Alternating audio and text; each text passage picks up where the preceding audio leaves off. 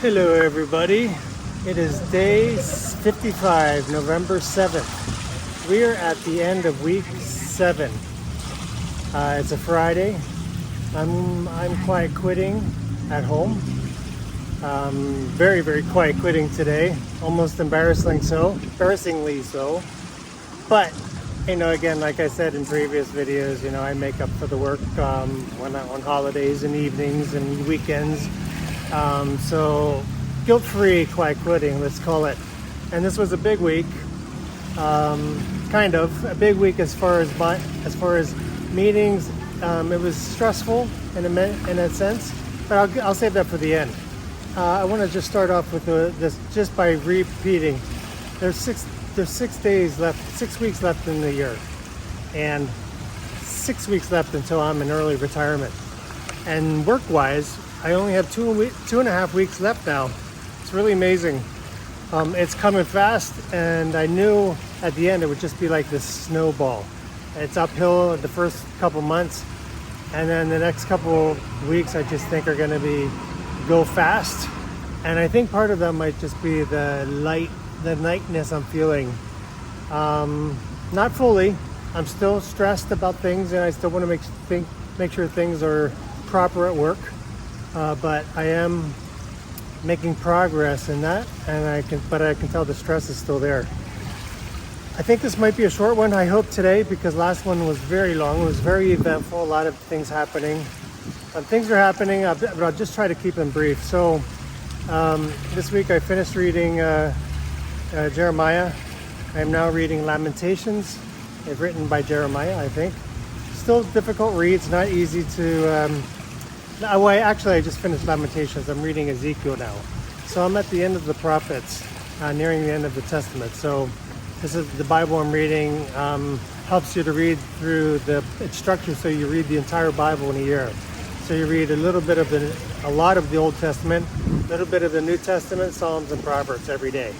So it's really nice. I like it, but it's hard to manage when you want to find specific verses, because everything's broken up by day and not by chapter or by book. So anyway, it was good for this year. It was good to warm me up to reading the Bible again, and to say that I did read through it, and I did pull out some things from it that I think are spiritually feed me well. So another thing, I've been consciously using last week I mentioned that I started using my left hand for various things, for simple things like brushing my teeth, brushing my hair, putting cream on my face.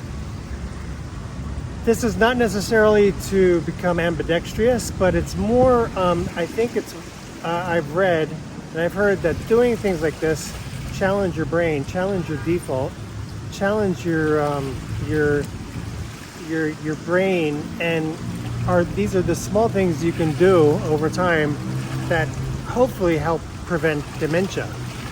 One of the ways to prevent dementia and to keep your mind young is to keep challenging it. And a lot of that, they say doing balancing type exercises, holding yourself up on each feet, switching, just trying to get your mind shucking your mind into something different. And again, I'm not trying to be ambidextrous, but what this does highlight, though, is I cannot believe how difficult it is. It's very difficult. First of all, I have to consciously do it.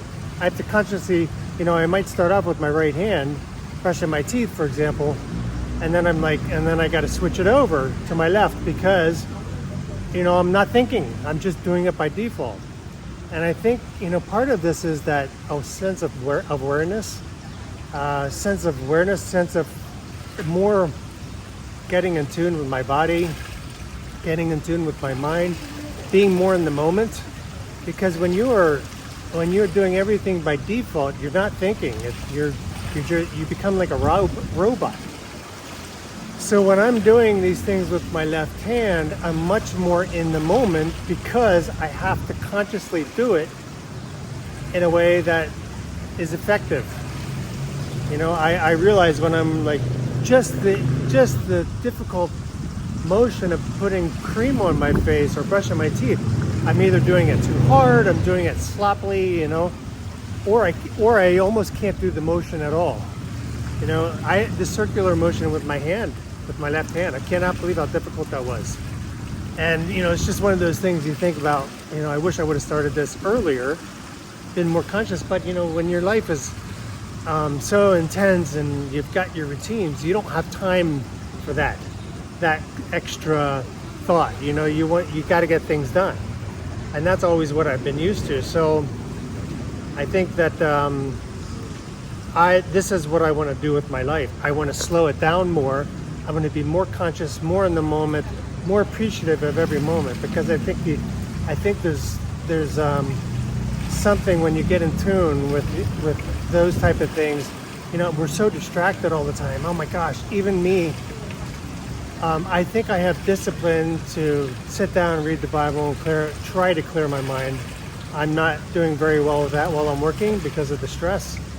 My mind does creep, but I think that the closer I get to retirement, I'm hoping that clutter, I won't have that anymore.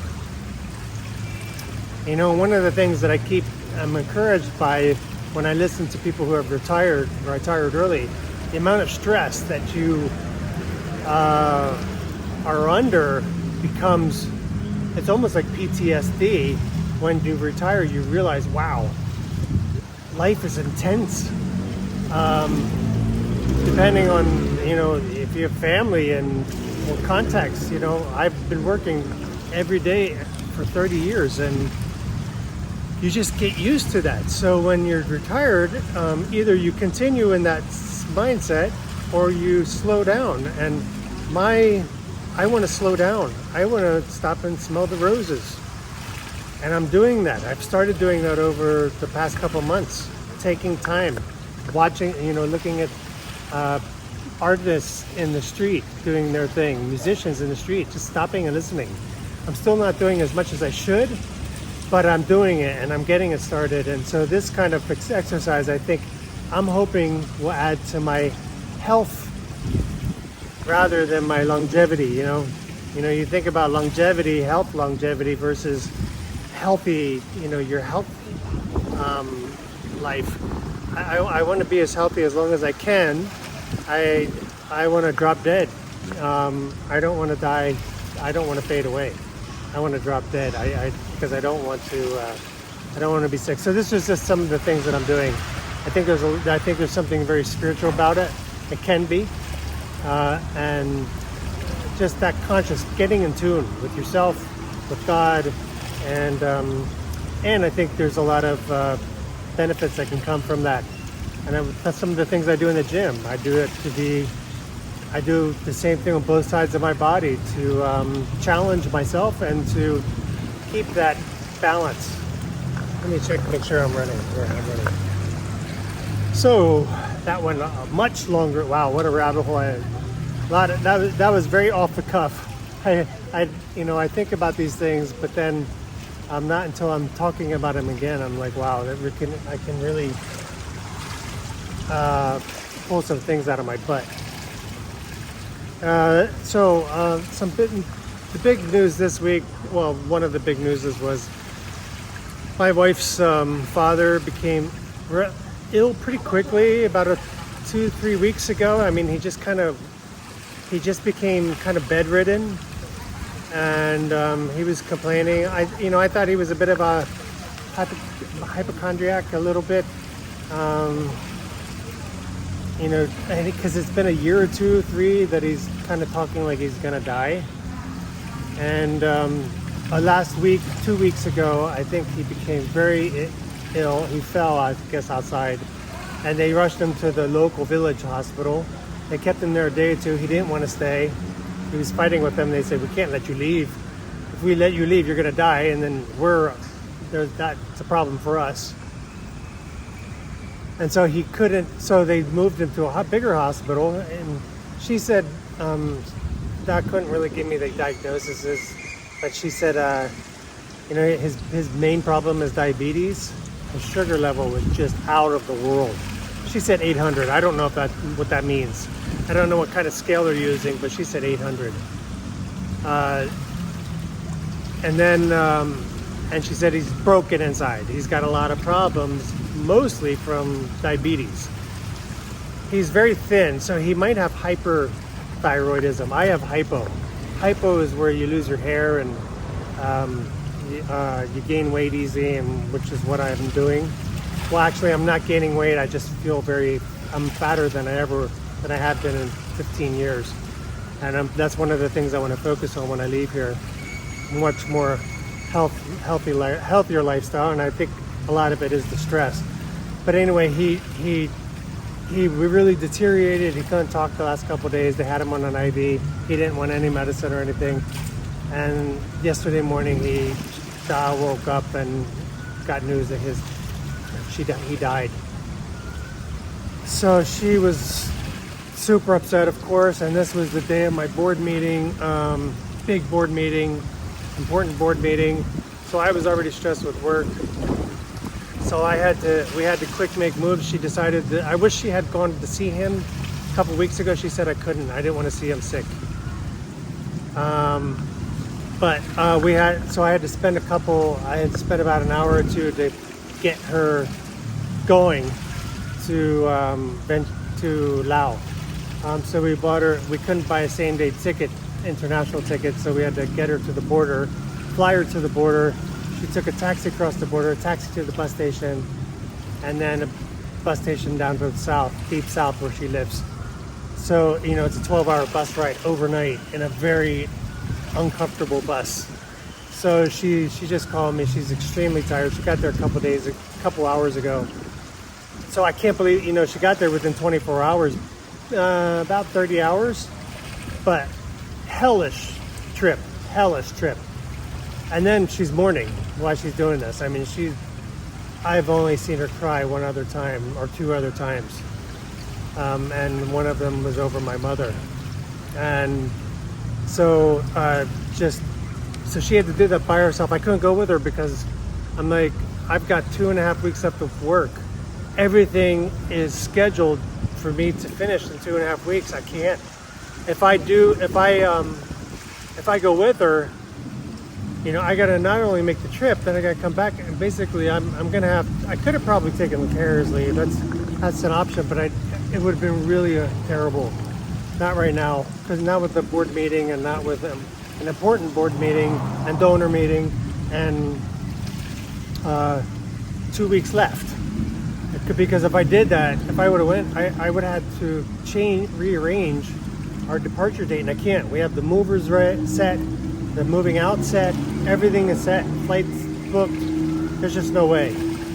So she had to go by herself, but unfortunately she did the bus ride with her family, and really grateful for that. She got there, she was very happy with how it went. I mean, it went smoothly, thank God. It could have been, I would never ride the bus, no way there, because half the time they're drunk or on drugs. The drivers they're high the whole time. It's how they make it. So many accidents, so many deaths on the road from those big buses. They just rip down the road, and they don't care. They don't care if you're coming from the other direction or not. And those roads are very small, so there's very little buffer on those roads, and there's no safety net.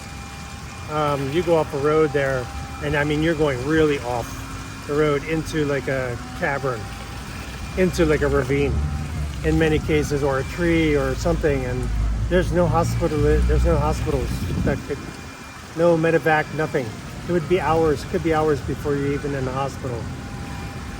So thank God she made it, but she'll probably be there 7 to 10 days, which is unfortunate because that's my next subject, the wedding. So we have a meeting where we were supposed to meet with the coordinator and the pastor next week to discuss the plans. We need to talk through the details again.